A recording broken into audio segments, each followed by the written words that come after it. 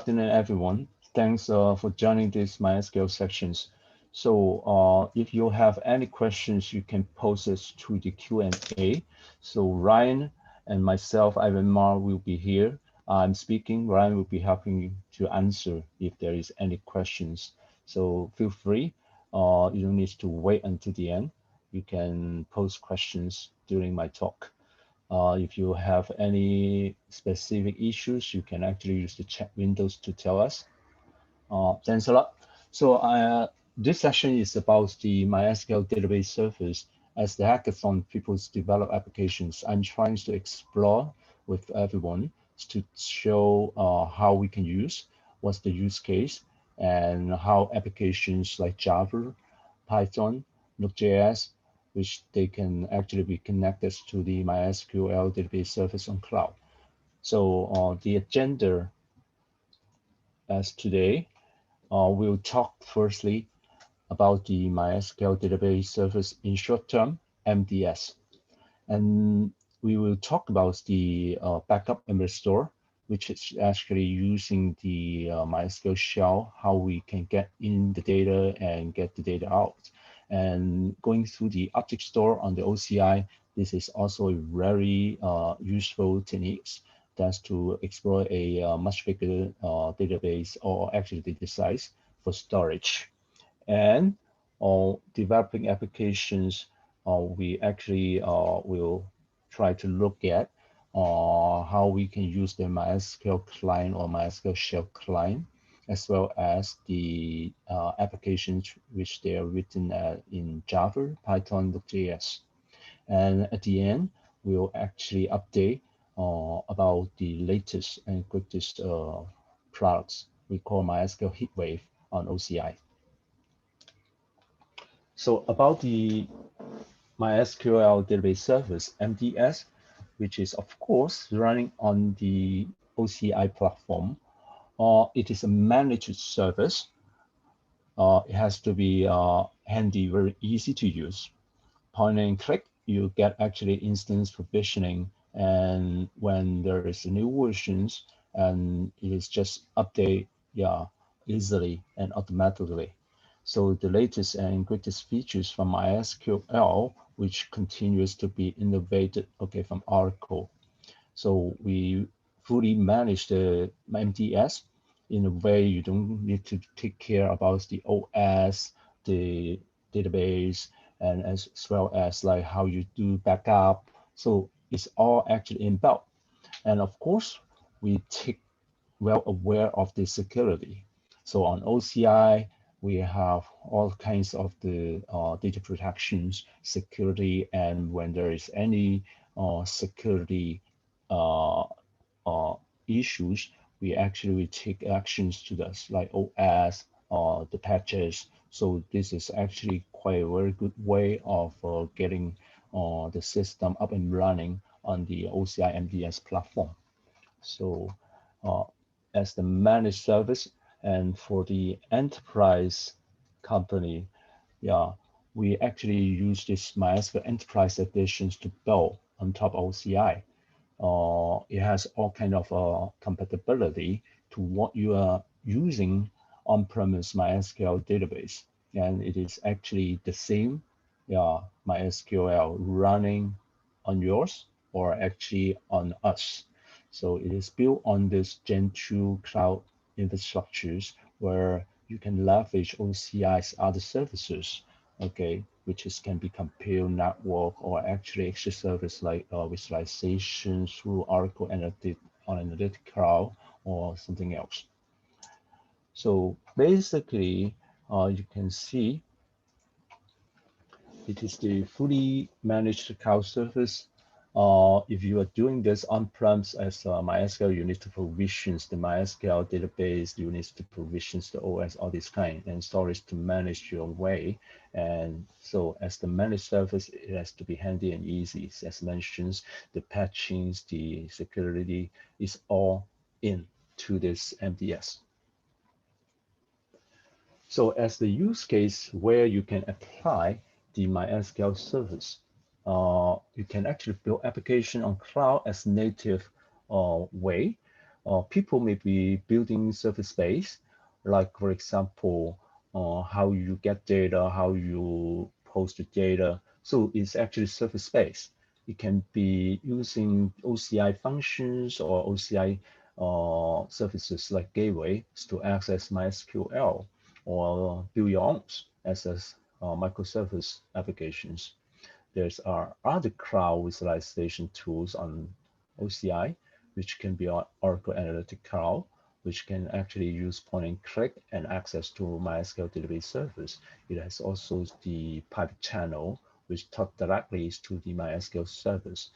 And of course, as mentioned earlier, people build your own applications on cloud, okay, to access data. And the other use case could be you have the application database on yours. It can be lift and shift to move to cloud. And as well as people may have the applications running everywhere. And it can be on your cloud, on your on-premise, your data center, and the applications can connect remotely to OCI platform where MySQL Database Service is running.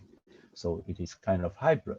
So applications connects to the MySQL Database Service through maybe internet. Of course, it has to be secure. So how this can be done? We talked about this later.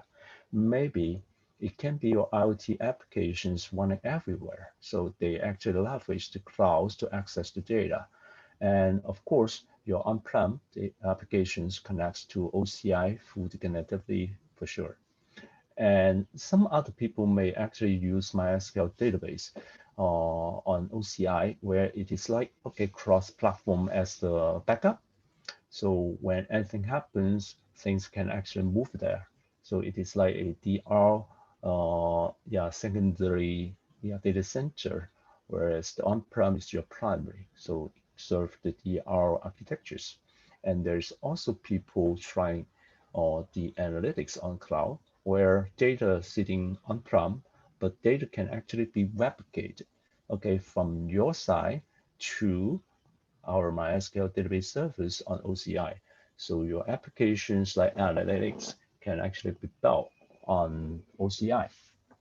So a lot of other use cases you may think of.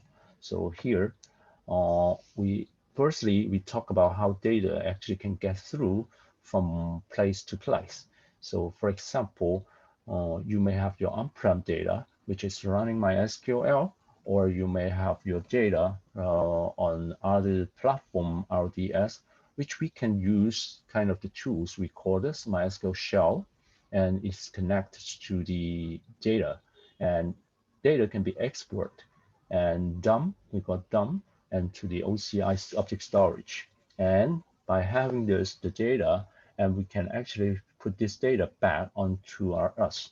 So why we need a tool? Because there are kind of the compatibility, which the data, schema, the structures may not be compatible to the MDS. So the tool is trying to identify and also to help to move the data and structure and work it out and put it back to the MDS. So alternatively, instead of having your own environments installing the MySQL shell to get the data and dumps to the object storage, it can be the alternative, which you can create a compile and which is running on the Oracle Cloud environment and going through like SSH tunneling with the port reference. For example, in here, SSH dash capital L, the port number 3306 can actually be mapped to the remote host 3306. So by having this tunnel, meaning the MySQL shell dump can actually connect to the local host 3306. That 3306 on the local host, it means to connect remotely through a secure channel to the remote VM and directly connects to your database without exporting data and exposing the high-risk internet, okay, access to your data. So this is another secure channels going through the SSH tunneling and getting through the data from your place and to dump the data and putting it on, for example, OCI object storage Or if the data is not big, people may consider just to dump to the local file system. That can be easy if this is just 1 or 2 gig data. So dumping the data just locally can be easily to put it back into the MDS. So the same way, because data is sitting the same accessible storage, which is either the block storage with the VM or the object storage on the OCI, we can leverage this the dump data and put it back and to load the data back to the MDS. So it is quite simple to use. Later on, we'll try to explore a little bit. So in here, so what is the MySQL shell? So in short, it's actually a unified interface to MySQL as a client. So it supports different languages like JavaScript, Python, or even SQL Access. Compares to the old days or still today, we use just simple MySQL client. As a simple MySQL client, the only way that to access is to go through SQL statement. But with the MySQL shell to connect to the database, we can using JavaScript like to define variables or writing a JavaScript scripting and putting a loop, and all this is possible. So it is like, okay, we have a polyglot engine where we can interface to MySQL server. So on one side is the CLI. On the other side, we can actually allow us to scripting by means of different languages as mentioned earlier. And there are other features which integrate well to the MySQL shell, like how to do the HA model using InnoDB cluster, how we actually leverage the shells to expose a lot of features with the JSON document store, and we call this XDAP API, which we can program with JavaScript, Python, and we can actually put all this together and into just one unified client access. And of course, when we have the input, we actually can get the data as output. So the output can be the table format, JSON, or actually visible or like text format. And it is easy to use.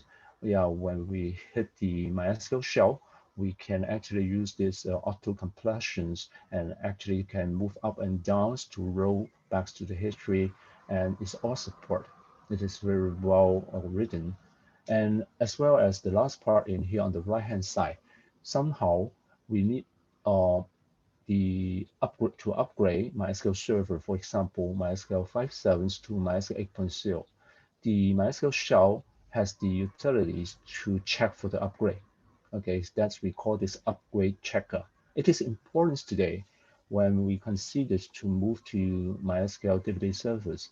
We need kind of a good tools to validate whether this is actually a good image. So the way we do this, you can connect this to your MySQL 5.7 on-prem data and to check if there's any upgrade possibility. So the upgrade checker will do and check and tell you how to fix it. So it is a very good tool, particularly you want to move the data from the 5.7 to the 8.0. For example, how do you actually hit any reserved word from the table name, column name, or there is any specific character set, which today 8.0 is using UTF MB4 is a 4 bytes UTF, but in the old days, if you are still using UTF-8, it is actually still 3 bytes. So somehow that actually can be a possibility to create table structures which may exceed what the table structures is allowing you to create. So it's actually quite a good tool. So anyway, so you can see as MySQL Database Service, it is running MySQL 8.0. So upgrade checker with the MySQL shell is a good tool. And the other things to consider is when we have the applications to connect to MySQL, it has to go through the authentications and password authentications, username password. So MySQL 8.0 has the caching HSA2 password plugin, which is new. Okay, so when your application has been well written and it was actually accessed since the 5.7, likely the way that it connects to using the connector, which can be the outdated 5.7 versions. So it does not have the new plugin, which cannot actually directly connects to the new plugin, which is installed in the 8.0. That's why, first of all, it can be an options. Firstly, to have the MySQL connected with your applications to upgrade. So if you are using Java, you may download the latest one and replace the old one. And from there, it actually can leverage this new plugin and connects to the MySQL server with the 8.0 on the MDS. And the other alternative way is you create a user which the application uses and identify with MySQL native password. So the word MySQL native password, as you can actually see the box in the middle. So the new plugin actually is the replacement, or actually is the top up, okay, to the MySQL native password, which is the one used in the 5.7 or earlier. So we just create a user, which we define this users to use the old way to connect. So your application using the old connector can still be able to connect to that the server. Okay, so it is like a compatibility options, but we still more like to use the new way because it's more secure with the SSH2, and it is faster because it has the algorithms to cache the randomness. Okay, so yeah, go ahead with the new plugin and with the to upgrade your connectors if you need to, or otherwise create your app users with the MySQL native password plugin. So we go into the other topic, how we can leverage the MySQL shells to work with MySQL database. And in here, particularly, we talk about the object store. So how we can do this? First of all, when we have the MySQL like on your notebook or on the data center where your data is there, so we need to dump the data. So it is big. We may leverage another storage area, which we call this object storage. So it holds the data. Like we have a bucket. Okay, so we have a bucket and data can actually be there. And with the data, okay, somewhere on cloud, so we can actually leverage the MySQL shells again and to look up the data and post back the data to the MDS. So having said that, okay, let us go into it, how we do the dump instance or dump schema, okay, to the OCI. So first of all, in order for the MySQL shells to connect to the OCI, it has to go through some sort of configurations. Mainly, it is a OCI config. So somewhere we have to put this, okay, 5 entries, 5 entry, user, fingerprint, key file, tenancy, regions.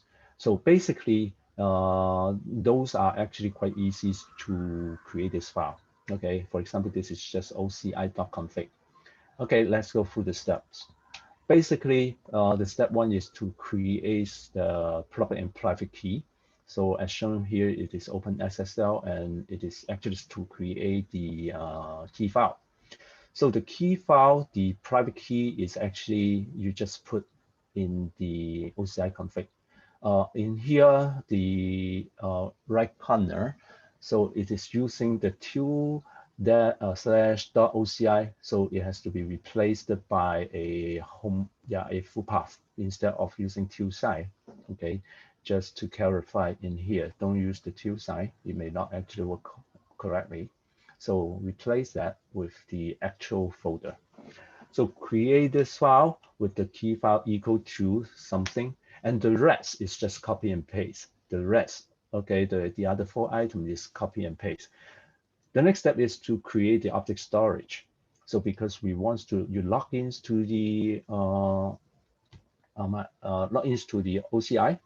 So once you get into the OCI, we can go into the object storage. So when we go into the object storage, we create the the entry. Once we create the entry, we can actually click on the API. Okay, so and before this, we actually create the key we can use the key to go into the profile. So we log in and then click the profile and click the right-hand side, your profile, and it open your user screen. And at the API keys here, we actually, put this, at the API key. So by adding API key, and this actually putting, you will be asked this for input the proper key. So because we generated from the previous key generations, we actually import that proper keys to this. It will tell you the fingerprint as well as in here. Once it is import, the screen will pop up and sharing to you about the configurations file. So this is what we put all this into our OCI config. So as what I mentioned earlier, so all this you just copy, except only the key file. So the key file entry is we create and put the key file entry here. The rest is just copy and paste. So the OCI.config is just finished. So it is quite simple. So when we talk about the OCI config and then we talk about the object storage, so we go into the object storage and create the bucket. So when we create the bucket, basically we should be able to identify, two informations. One is the namespace, the other is the name, about, for example, in here, my bucket. So it is the OS namespace and OS bucket name with the parameters which we'll be using this, to pass the parameters through the MySQL shell command. So just make sure we know about the object storage, the namespace, and as well as the others, the name which you create. So in the MySQL shell, when we dump the data, basically it is to dump this, it has two or three functions to get the data. We can dump the whole database as dump instance, or because we may not use everything, we don't care about the system data. We don't care others. We may actually use only specific one or two databases. So we can dump schemas, which we can put in the list of databases. And in here, I put employees database as just only one. We can put a list. It is an array for the first parameters. And the second thing here is, it is the name within the bucket. It is like a folder. A bucket is a place. And within a bucket, we create a folder called EMP. And from where we actually put all this dump data into it. So we need to put in the configuration file we mentioned earlier, the OCI.config as the other parameters. As mentioned, when we create the object storage, we put in the OS bucket name and as well as OS namespace. So the first line, second line, and the third line, it is here. And the last two lines, so things can be consistent equals to true, or consistency equals to false. And we want this to actually move to MDS. That's why it has to specify OCI MDS equal to true, right? And there is another compatibility options which to get through the export dump in order to make sure it is compatible to MDS. Because MDS, we create the users for you. Even it is the admin users, it does not have everything. It does not have super privilege. It has restricted privilege for the restricted admin, you can say. And so the compatibility options right here, it is quite often you see we strike restricted grants, strike definers for all these like routine store procedure and functions.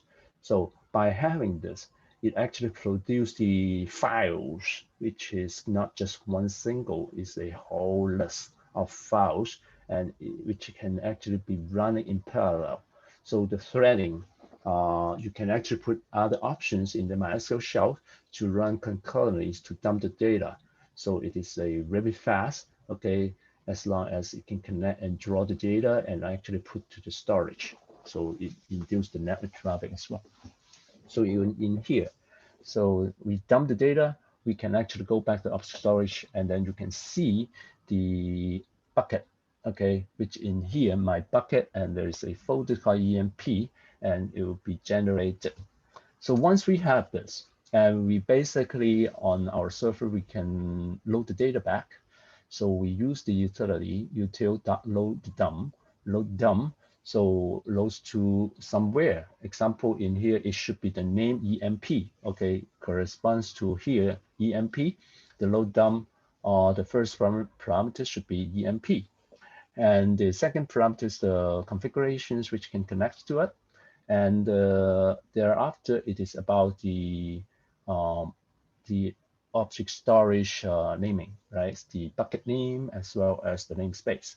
And the last parameters which included in here is update GTID set.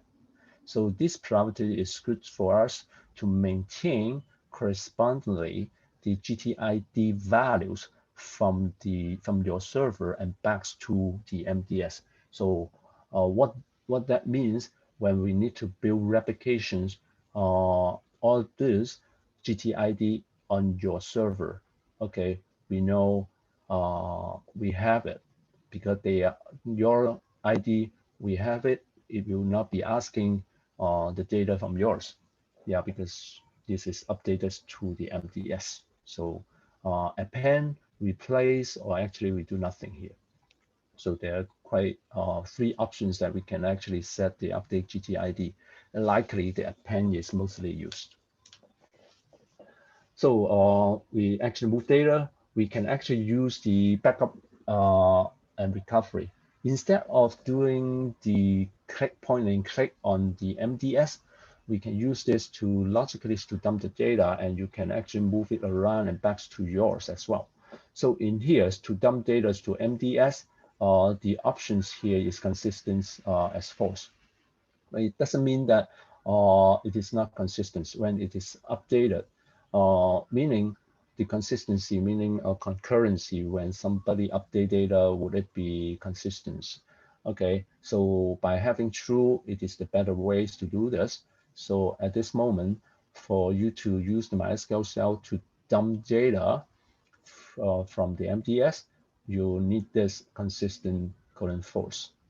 And so here's just to put it here. So when you have the chance to look at the slide and then you want to use it, you can do this, right? So it's just another alternative way to do backup.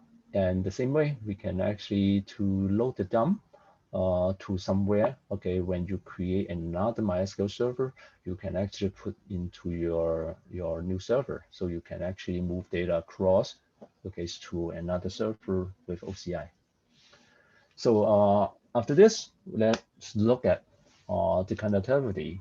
So because you build applications, so MySQL Database Service as connectivity in here. Firstly, your applications, and MySQL can actually be running on OCI. If that's the case, it will be much simpler. Your application VM, either it is actually using Linux or actually it's just a compile.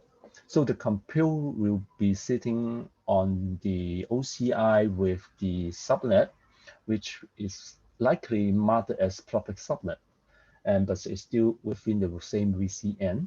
And MDS, which is on the VCN, but it sits on the private subnet. It has to be the private subnet because data is so important. We believe, or actually we suggest, we look at the data, okay, is the #1 priority for the security. That's why we ensure that, okay, people will not just accidentally putting the database on public subnet and putting the public IP, which people may not be aware. So we restrict every database with MySQL on this OCI, MDS, it has to go with the private subnet. It is not anything by default. It can actually go public. So the connectivity within this applications connect is just the same VCN. It is like very visible. So your applications can connect to them. But the way is, VCN has the security list to define whether this applications or VM can actually connect to the database. So you have to define the security rules. Okay. So another thing here is when you have satellite applications, which can be another alternative site, even on the OCI, or you may have the region in the US, you may have your applications in the Asia, you put in the Korea or Japan as the VM, but the database sitting somewhere else on the other OCI regions, then it is actually going over remote peer. So alternatively, yeah, one is by making connections remote peer, and the other way is go through the internet, going through like a gateway. Okay, we create a compile, okay, on the MDS VCN. As such, this is like as the gateway, okay, first, not just like a backend server. So when we need the access to it, it means, yeah, the outsider, we can connect to this gateway server through, for example, as mentioned earlier, the SSH tunneling, or it can actually open alternative way like OpenVPN, which can actually be installed, or alternatively as public access doing the router, okay, or it's more like, okay, a native OCI platform through VPN or fast connect options to connect directly, bridging the OCI environment with your environment.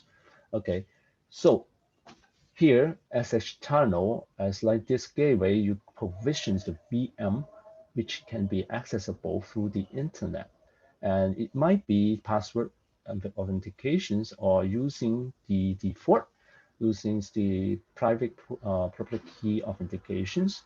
And by having this access, we can actually put in the private key and use the port tunneling. Here's just an example running natively, -n, -i, your key, and the port mapping as earlier. So 3306 as local port mappings to the MDS private address and to the port 3306 as an example, and going through the OPC users and not into the public IP.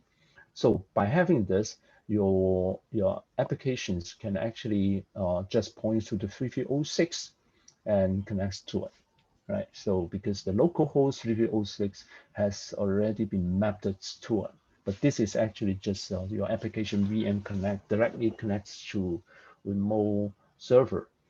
But if you need the gateway, that you may put in a networking facilities, for example, OpenVPN. So in here, I put a tutorial video how you configure the VPN between the two sites, okay, it's two VM. So here, so you can actually go on to the OCI, and you can actually find the marketplace and put in OpenVPN. Yeah, yeah, basically you can try. It is not our products, but basically it's a marketplace.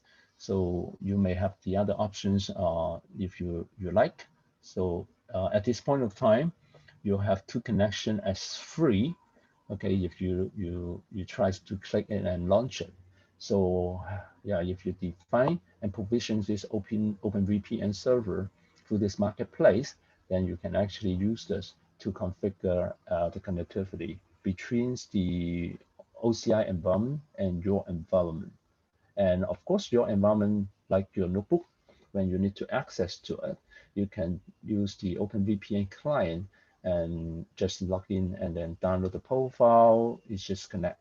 So the steps is actually on this tutorial video, which I'm not going to show at this moment. You may have find time to check it out. Another options here is the MySQL router. So as the gateway server, as you can provision a VM, it is public accessible. So we can install MySQL router as a component from MySQL products. So this can be installed easily, a entire file or actually yum RPM. So once we have the routers, the MySQL router can be configured to map a port number which is running on this VM and connect like a gateways to the MDS private address and 3306 to the server. So once we have this, we can actually connect properly to this router and redirect to the MDS it is a risk because we're still exposing the MDS into a public accessible IP. So anyway, or if we can secure the tunnel, no matter this is a VPN, OpenVPN, or SSH tunneling, so your client can actually connect to the router and connects to the MDS. So it is just another option to leverage, okay, a accessible in redirections for your client to access to MDS from somewhere else. Okay, if you have questions, please let us know. You can actually put it into Q&A. Ryan will actually be able to answer you through the chat window or actually Q&A box. Or at the end, if you have questions, you can actually still raise it. Here, when we talk about the applications or the tooling, so in here, the green box, you can see MySQL is one of which, okay, the MySQL clients to connect. MySQL shell is another one, or you may actually use MySQL dump. So they are the MySQL client and natively can actually be installed easily. And there is also another visual GUI, which is we call this MySQL Workbench. So MySQL Workbench has the facility to connect to remote like SSH tunnel, okay, and to the server where we connect local hosts, or actually we connect to the backend servers, the gateway server, and connect public address to the MDS. So MySQL Workbench, it works that way. So it is a visual GUI. And there is also, when we mention about application, it means we have to find ways to configure, actually to program how this programs to connect to database. We use the terms MySQL connectors, okay, or somebody say drivers. So JDBC driver, okay, if we use JDB Java. So in here, the connector can be MySQL develop, meaning from Oracle. So it can be the .NET, it can be ODBC driver, it can be the Java JDBC driver, it can be the NodeJS, it can be Python, it can be the C program, right? Something else may actually contribute the Python community, like PHP and others, okay? In here, I try to give a sharing. So here is my GitHub materials for today. And the GitHub, let me show in here. So this is the GitHub for mine, and it has at least 3 modules, which is the first one is Java, the second one in here is Node.js, and the third one is the Python. So it shows the connections, and also let me click on to the Java. So you look at the Java, it has the Java program. So it has the library where you might want to get a specific jar file. So I put the get.sh, which include the how we get, okay, the common CLI and as well as MySQL connector, where we use that in the Java source code in here. So the Java source code in here, so I tried to show a bit. It is JDBC driver. So in the old day, come MySQL.jdbc driver, but since actually MySQL 8.0 is actually we have this CJ. So just be remember, still the name come MySQL.jdbc driver. I believe it's still workable, but the way it will redirect back to this CJ driver. So here's just an example how you can connect to it. So basically, the common.cli from Apache library is to use this process to get options. So all these options, how we define the user, host, port, and thread, and others. So basically, when this running, or it is a like stress tools, it connects to the database and insert data.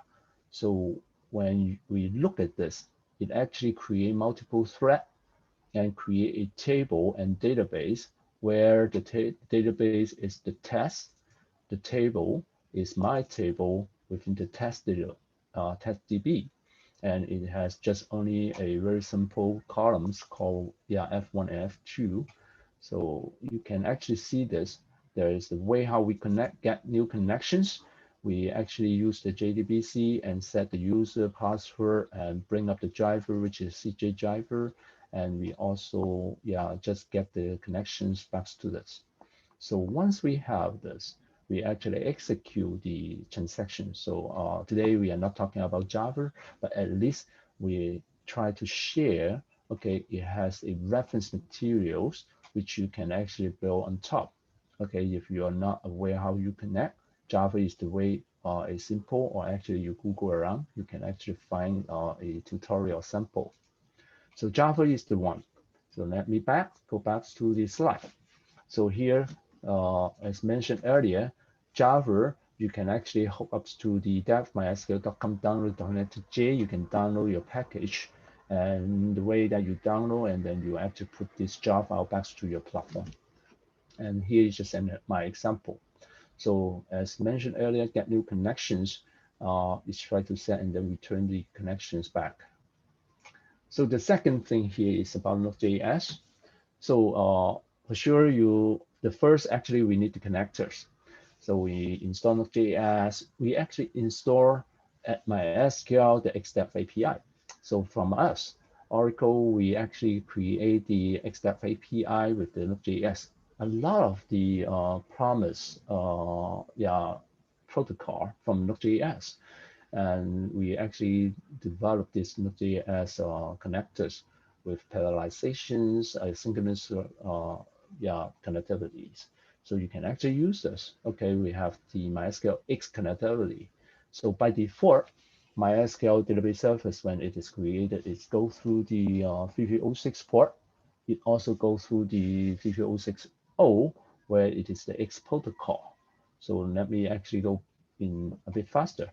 So community-based, there is also another ways to do this. It is called MySQL 2 driver. Okay, so you can actually install through npm install here.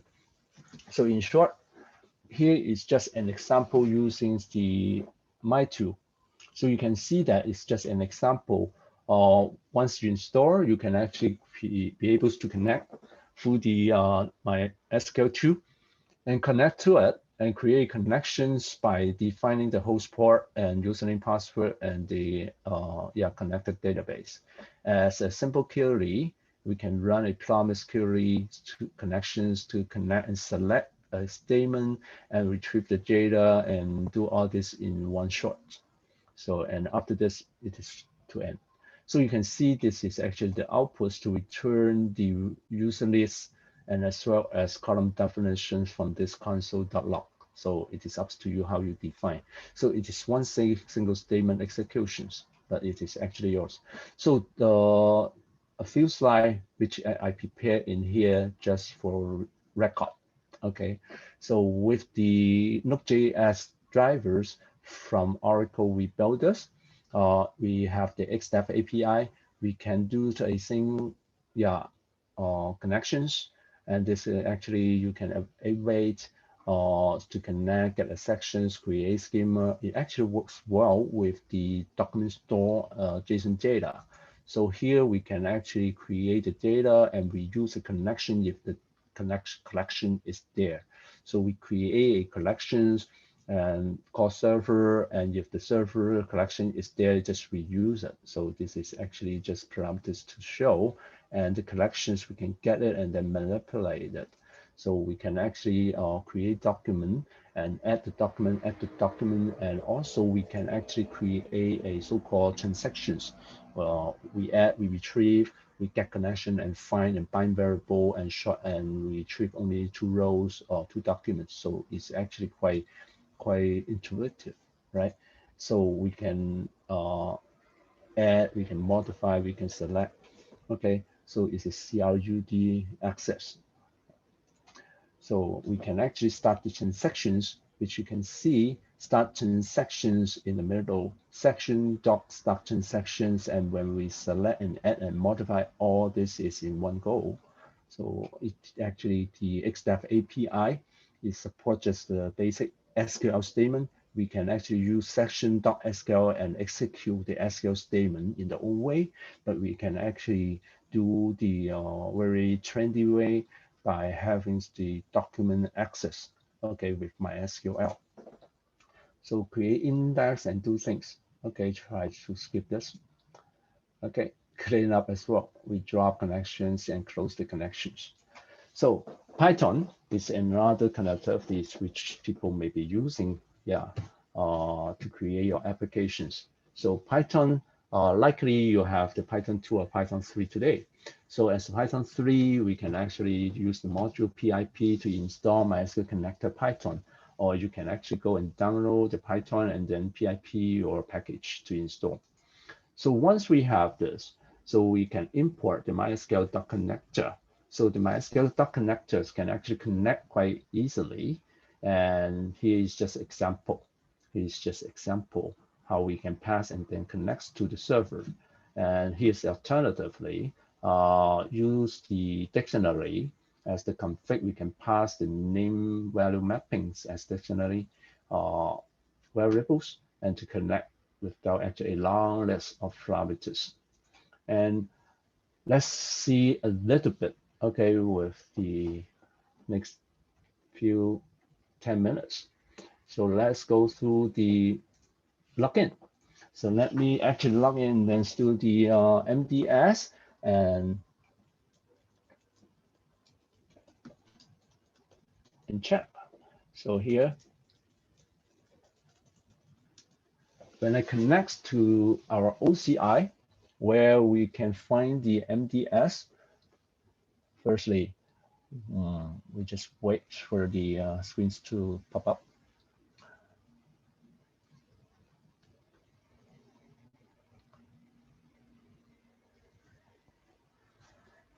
So on the left-hand side, left corner, we have the menu where MySQL DB system.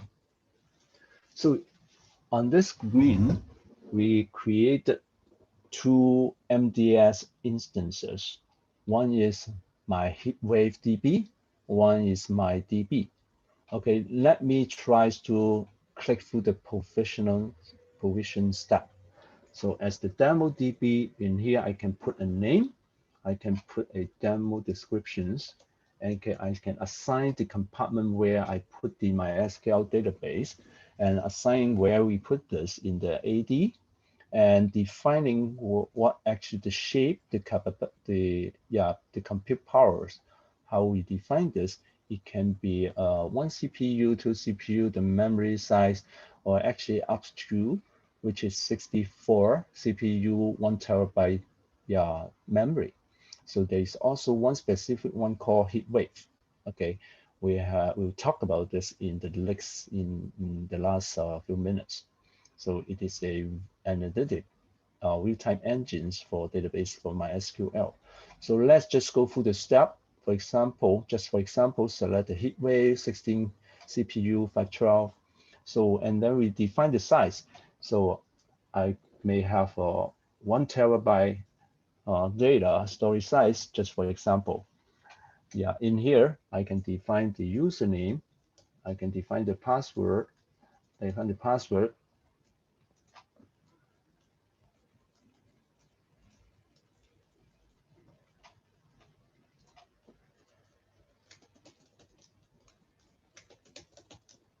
So this is the admin user. So, and we have to define the VCM where we put this. It has to be, there's only one option. Yeah, the private. If you define the public subnet, okay, you don't have the public IP. Okay, you don't have the public IP, just the subnet. So the public subnet doesn't mean it has the public IP. So likely we still just to choose the private subnet and define the host name. Okay, demo DB host, just for example, it has to be unique across the VCN.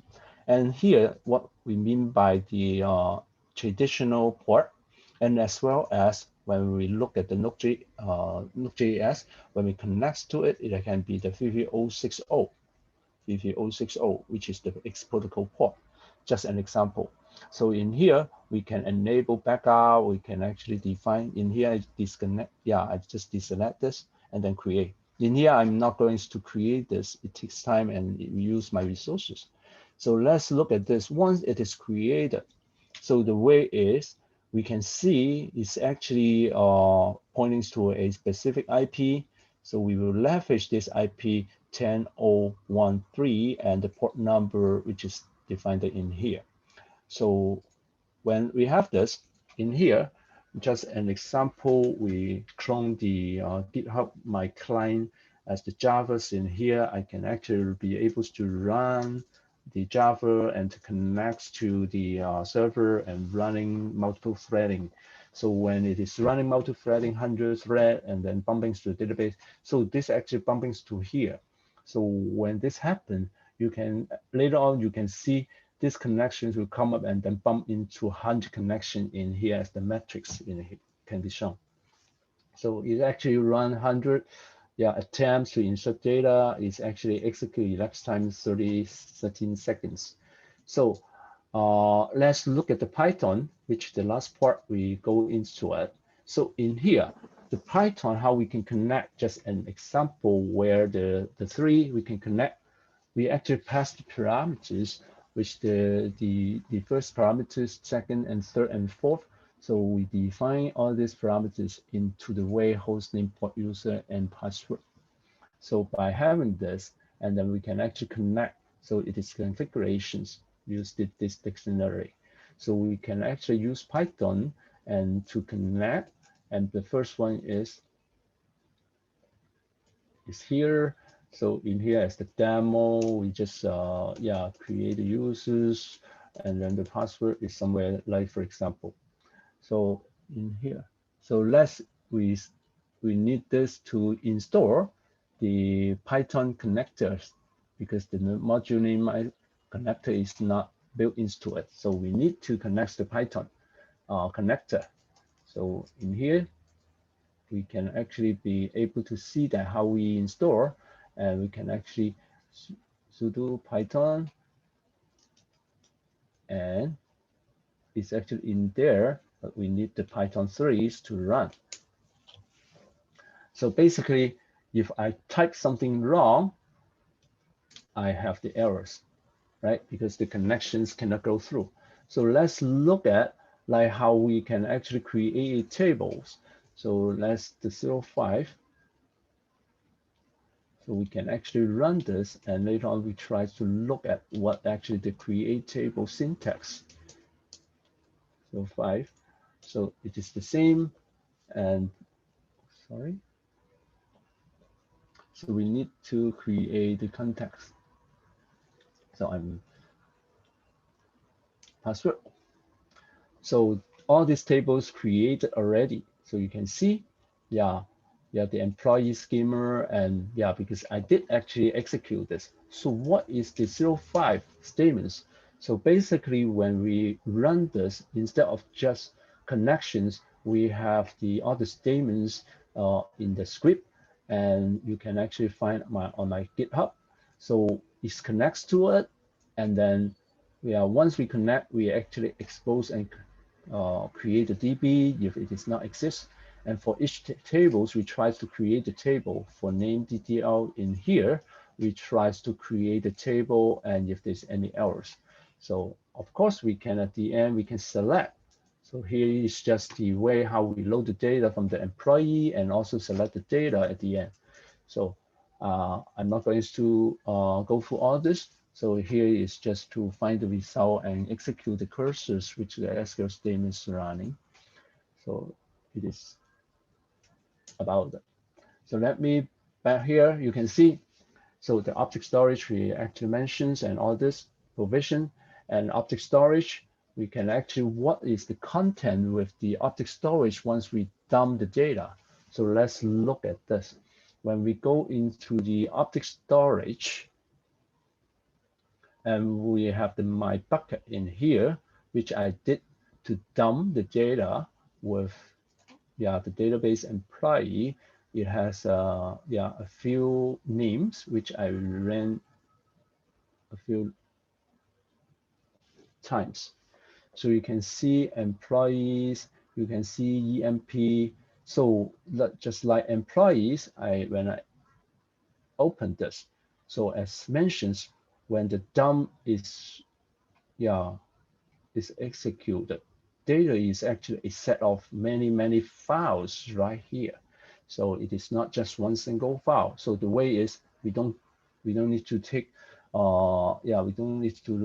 take every file and then look at it. We just need to know how to access to this, like namespace and the bucket name, and going through MySQL shell, how we do this.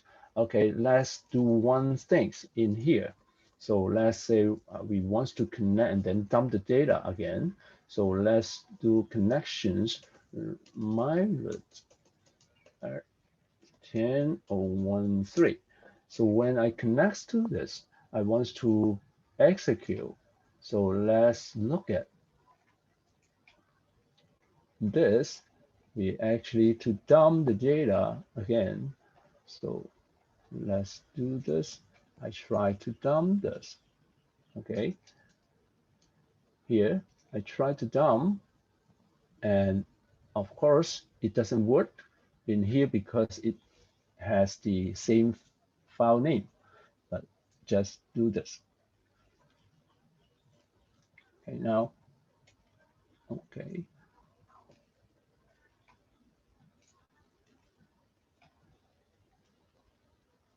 Let's go dump. So here, employee CO2, and then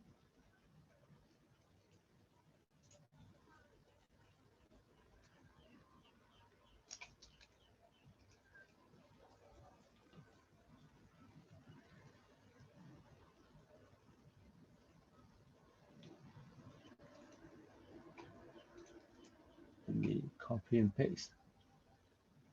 Config.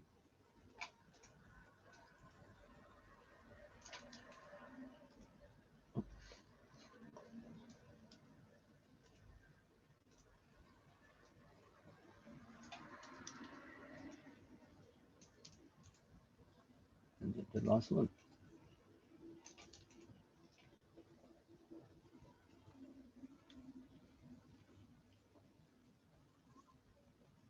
Oh, because the MySQL shell in here.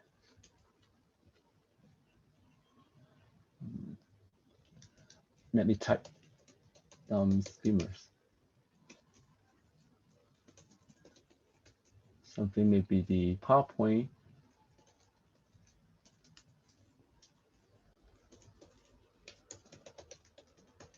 Which convert the file.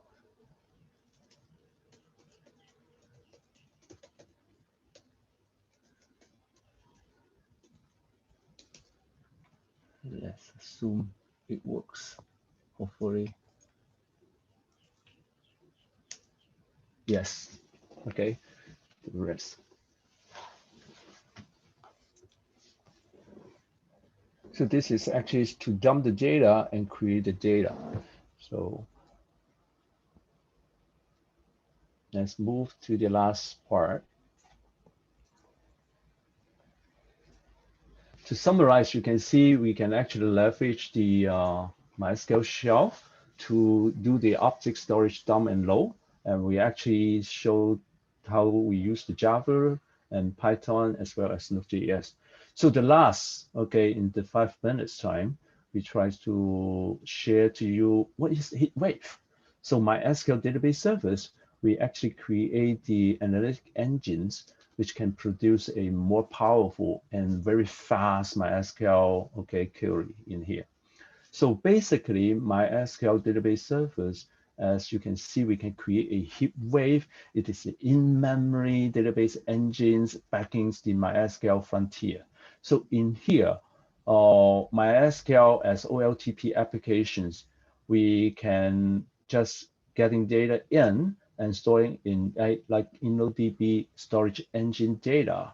So it actually push the defined data actually to the backend, the in-memory cluster, which can be 2 heat wave nodes, or it can be up to 24 heat wave nodes. For each heat wave node is about 400 gig data. So consider we have 1 terabyte, it may be around 2 or 3 heat wave nodes. It is just estimations in here to share to you. So the machine is like 512 memory heat wave machines in here for each node. So this actually a set. The frontier is like the interface to the applications. Data get in and out through the MySQL tier, which we call this MDS, as mentioned earlier.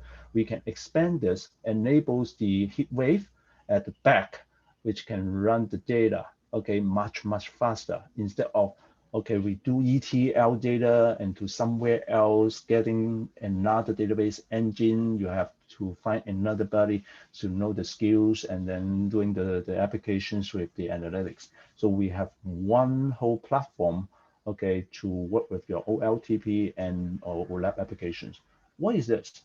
Yeah, the SQL statement just run as the same. You can see the frontier MySQL interface to your applications. You send data in, and data is sitting in the MySQL database, and it is actually data pushed to the back heat wave engines. Okay, the data push into it, and query actually execute in the analytic engines at the back. And data, when it is fetched from the memory, and then it will send back to your server. In what way and how fast? We can see it is actually up to 400 times. It is really true. Let's look at one more demo. In here, I am showing you a COVID database demo. So this COVID database demo, it is actually loading data from my machine, and it is actually using a Rapid. Okay, it is very fast in here. What if I try to turn this off? So if I try to turn this off, yeah, you can see it is running. It is running. Query plan, it is using file sort and temporary, and it is running very slow. Okay, it is not happening in here. At this moment, still running for a long time. So let's see what if I try to give you have a look. Okay, so here you can see this is actually come up. So let me look at this and connects to our server. So just like MySQL server, you might root and host this 10.0.1.5 is my heat wave and port 306 and password.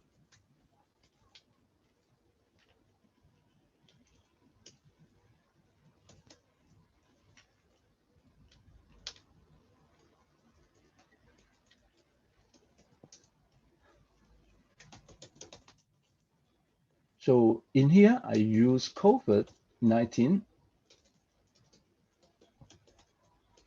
It's a database, and I have a few tables in here.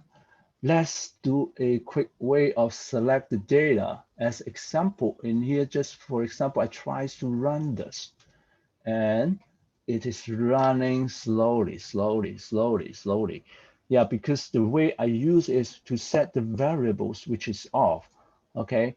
And it was execute how fast it is actually executed with actually 26 seconds. 26 seconds. So I have to wait 26 seconds in order to come back. So let me stop this. And now I use the engines, okay, to run this. Turn on and run this. 0.34 seconds to get the result instead of 26 seconds. It is many hundreds times, okay, faster than, okay, the traditional way MySQL. It is the same frontier, but it is executed at the backend. So heat wave is fast, okay? And back in here, it is fast, okay? We can actually leverage the heat wave to get data, OLTP, OLAP. You can leverage the OCI and having the BI application analytics like Oracle Analytics, Cloud as a visual GUI, or Tableau, Quick View, all this, or even, for example, creating dashboard, just an example in here, these Grafanaires, okay, you can do this. So by having this and turn this on again, you can see it is running very fast, all done, okay, within 1 second, all come back, and it is running rapid. It is running rapid. And application no change. Why I say this? Because yeah, when this actually, I'm not trying to enforce where to run, it determines where to run the fastest and then execute in the tier 1 or tier 2. So this is quick because it's actually running this at the back end support heat wave engine. So I hope I can bring you these actually great news. MySQL OCI, actually we have the MDS, we have the heat wave to support you. Okay, so one more thing, actually, when we need the data from your on-prem, my MDS support the data replications, which we call channel. So the MDS support the channel and create the channel and then fetching the data from your on-site, okay, your database, which can be RDS or actually your on-prem database, and then replicate data back onto MDS in here. And then your data actually be here, and then you create your cloud native applications and run on OCI. Okay, that's all for today. If you have questions, yeah, you can put into Q&A and chat room, or actually raise your hand and have the questions to us.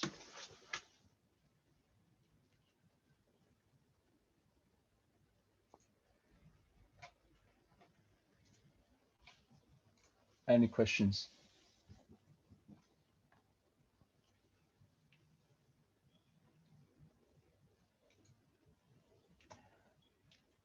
Okay, Stacy, I hand it back to you.